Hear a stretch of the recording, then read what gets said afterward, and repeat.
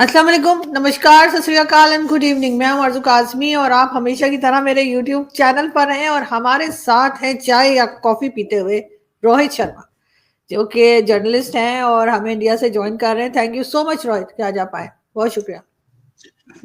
धन्यवाद, thanks a lot for calling me. और चाय ही है। मैं सच बैठा था कि इवनिंग टी ली जाए तो मतलब बिल्कुल, आप अब दोनों तो को खैर मौसम भी ऐसा हो गया है कि चाय कॉफ़ी ही चल रही है। वैसे मैं कॉफ़ी नहीं पीती, मुझे चाय ही पसंद है। लेकिन चाय और उसके साथ पकौड़े, वाह, वाह, वाह! लेकिन हम इस वक़्त बात चाय पकौड़े की नहीं कर रहे हैं, हम बात कर रहे हैं कि भारत के 2 स्टेट्स में महाराष्ट्र और झारखंड में इलेक्शंस हो रहे हैं। आज मेरे ख़्याल है आज वोटिंग थी या आज रिज़ल्ट्स आ रहे हैं, ऐसा कुछ है। तो वोटिंग। वोटिंग है, ओके। तो आप जरा ये बताइए कि इसके रिजल्ट से जो बीजेपी की गवर्नमेंट है, खास तौर पे पीएम मोदी, उनकी पॉपुलैरिटी में कितना डिफरेंस आता है अगर अगर वो जीत जाते हैं या अगर वो नहीं भी जीतते तब भी, क्योंकि पीएम मोदी को हम देख रहे हैं कि उनका थर्ड टेन्योर है और उस हिसाब से उन्होंने काफी काम भी किए हैं। आप किस तरह देखते हैं इस इलेक्शंस को, इनके रिजल्ट्स जो भी आएंगे उसको, और पीएम मोदी की पॉपुलैरिटी को? अभी तक जो हमारे पास है वो है कि महाराष्ट्र में जो टर्नआउट है वो है 58.22% और झारखंड में 67.59% है। नाउ 58 to 60% से नीचे जो है वो टर्नआउट डेंजरस है। ये 5 बजे का तक का है। 5 बजे तक का है 58.22%। तो 5 बजे 6 बजे तक का आपको मिल जाना चाहिए थोड़ी देर में। 6 बजे हम लोग 6 बजे तक वोटिंग होती है। उसके बाद जितने लोग अंदर घुस गए हैं पोलिंग स्टेशन में वो भी वोट काउंट होंगे, वो भी ऐड हो गए। मतलब ये पोलिंग परसेंटेज कहीं 66 से थोड़ा सा ऊपर जा सकता है, हो सकता है 66 से 67 68 तक कर जाए। समवेयर अराउंड 64% जिसको मैं मानता हूं 64% जो है वो ब्रेक थ्रू है। 64% मतलब 64% से ऊपर वोटिंग हुई है तो वो बीजेपी को सपोर्ट करती है। हम लोगों के पास जो अभी फिगर है वो 5 बजे तक की है और शाम 5 बजे तक झारखंड में 67% है। मतलब 64 से 3% ज्यादा। और अभी थोड़ी वोटिंग और होगी, हालांकि आधा झारखंड जा रहा है इसमें, तो ये 69 70 तक जा सकती है। क्लियर ये है कि झारखंड बीजेपी के पाले में ज्यादा दिख रहा है, in is going in BJP kitty. Maharashtra पहले एक बीजेपी की गवर्नमेंट थी ही नहीं यहाँ पे। सबसे बड़ी चीज, बीजेपी की सपोर्टेड गवर्नमेंट थी, शिवसेना की गवर्नमेंट थी। Shivsena was split right through the middle।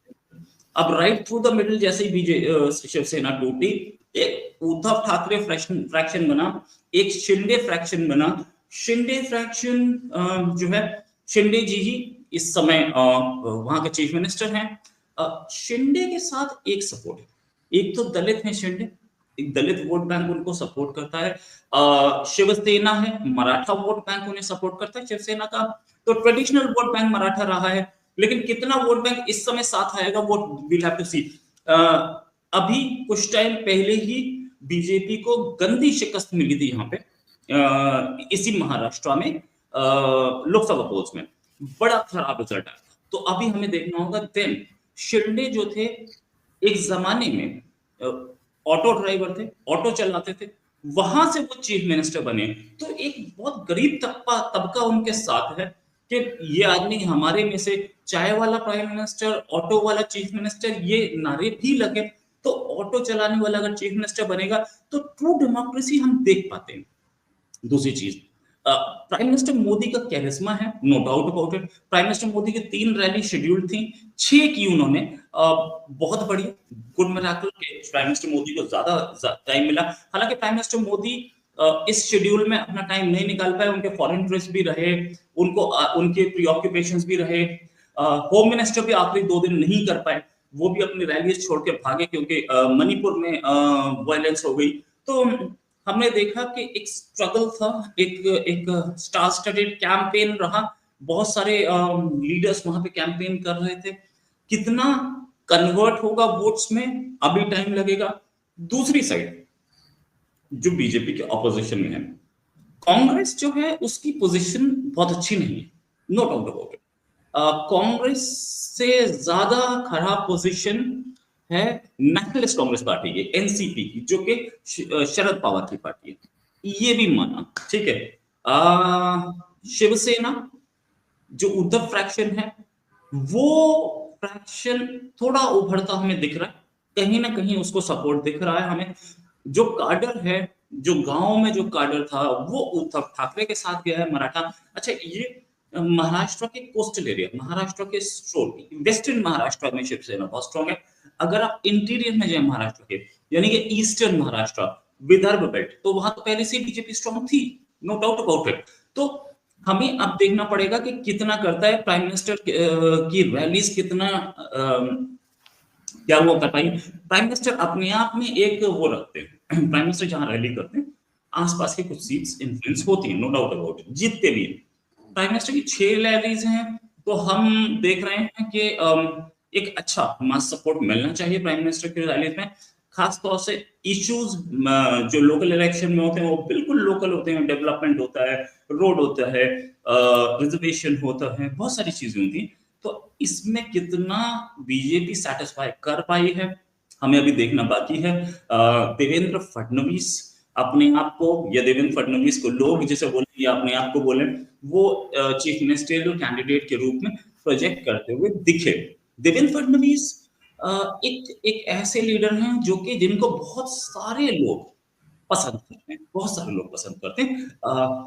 एक अगर हमें साइलेंट विनर यहाँ दिखे बाय चांस, कहीं पे ऐसा बनता है कि कोई सामने नहीं आ पा रहा और कहीं बीजेपी सिंगल लार्जेस्ट पार्टी बन के सामने आ रही है, तो हम नितिन गडकरी को, जो कि यूनियन मिनिस्टर हाईवेज के हैं, परफॉर्मेंस भी नितिन गडकरी का पिछले 11 साल में बहुत अच्छा रहा है। हम देख सकते हैं नितिन गडकरी भी चीफ मिनिस्टर बन सकते हैं। क्यों Nitin Gadkari? Nitin Gadkari prime ministerial candidate भी हैं, उनको बोला जा रहा है पिछले 11 साल से prime minister in waiting. Nagpur RSS headquarter, उसी सीट से नितिन गडकरी जीतते हैं हर बार। अच्छी पकड़ या अच्छी जान पहचान अंदर नागपुर में आरएसएस हेडक्वार्टर के अंदर, और पार्टी पे उनकी एक एक जैसे बोलते हैं मॉडरेट पकड़। नितिन गडकरी बीजेपी के प्रेसिडेंट भी रह चुके हैं, क्या महाराष्ट्र चीफ मिनिस्टर बनेंगे? और महाराष्ट्र चीफ मिनिस्टर बनने के लिए उनके सामने कितने रोड़े हैं, ये भी एक डिस्कशन है। क्या प्राइम मिनिस्टर मोदी चाहेंगे कि नितिन गडकरी महाराष्ट्र का सीएम बने? क्योंकि महाराष्ट्र अक्सर ऑफन चाबी रखता है दिल्ली की। महाराष्ट्र वो स्टेट है जो कि सबसे ज्यादा टैक्सेस देता है, जहां सबसे ज्यादा पैसा है, जहां पर आपके जैसे बोलते हैं इंस्टीट्यूट्स हैं, लोग वहां बच्चे पढ़ते हैं। महाराष्ट्र एक और सीट है जहां पे तकरीबन 48 लोकसभा सीट्स देता है। तो महाराष्ट्र की चाबी नितिन गडकरी के हाथ में जा सकती है क्या? अगर गई तो कितना टफ होगा उनके लिए संभालना? क्या कांग्रेस या ऑपोजिशन उद्धव फ्रैक्शन से ज्यादा नितिन गडकरी के लिए, या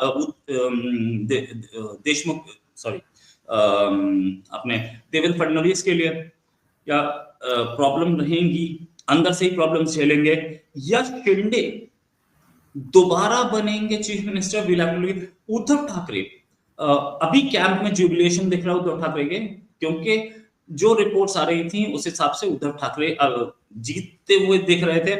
एग्जिट पोल्स पे मैं नहीं जाऊंगा क्योंकि एग्जिट पोल्स ज्यादातर खराब होते हैं, गलत होते हैं। इस बार एग्जिट पोल वालों की भी इज्जत पे बनी आई है, लेकिन क्या करें, हरियाणा में वो हारे। इसमें हरियाणा में बीजेपी जीती, एग्जिट पोल वाले हारे हरियाणा में, हमने ये देखा।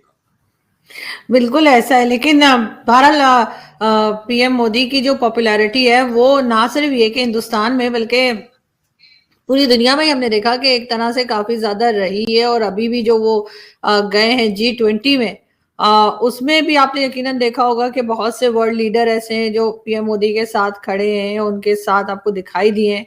लेकिन साथ ही साथ उन्होंने एक जगह स्टेज शेयर किया है कैनेडियन पीएम के साथ। कैसा लगा आपको वो फोटो देखकर?